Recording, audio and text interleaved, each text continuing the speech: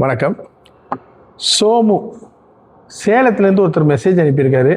நீங்கள் இந்த படிப்பு சம்மந்தப்பட்ட வீடியோ போடுறதுனால உங்களுக்கு என்ன சார் யூஸு? மக்கள் நிறைய பேர் பார்ப்பாங்களா? இந்த ஆட்டம் பாட்டம் அதில் தானே சார் நிறைய பேர் பார்க்காங்க, நீங்கள் எதுக்கு தேவையில்லாமல் போட்டுக்கிட்டே இருக்கீங்க அப்படிங்கிற மாதிரி ஒருத்தர் மெசேஜ் அனுப்பியிருக்காரு. அவர் போட்டிருக்கும் போது தான் அப்படி ஒரு மெசேஜை போட்டிருக்கிறதுனால அவருக்கான பதில் தான் இது. அதாவது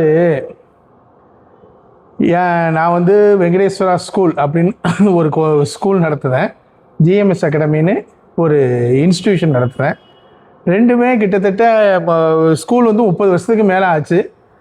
நம்ம அகாடமி வந்து 20 வருஷத்துக்கு மேலே ஆச்சு. இங்கே இருந்து படித்த மாணவர்கள் வந்து நிறைய பேர், அதாவது நம்ம அகாடமியில் படித்து ரொம்ப கஷ்டப்பட்டவங்க நிறைய பேர் படித்து ஒவ்வொருத்தரும் ஒரு நல்ல ஸ்டாண்டர்டான நிலைமையில் இருக்காங்க.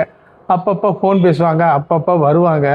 இப்போ உதாரணத்துக்கு இந்த 2 தெருவில் எனக்கு 18 பேர் பாஸ் ஆகியிருக்காங்க. அதாவது என்னுடைய தெரு பாரதியார் தெரு, தெற்குபுத்து தெரு, அதில் 18 பேர் பாஸ் ஆகியிருக்காங்க. இது வந்து நாங்கள் இருக்கிறது வளவு, இதுலேயே 6 புள்ளிகள் பாஸ் ஆகிருக்கு.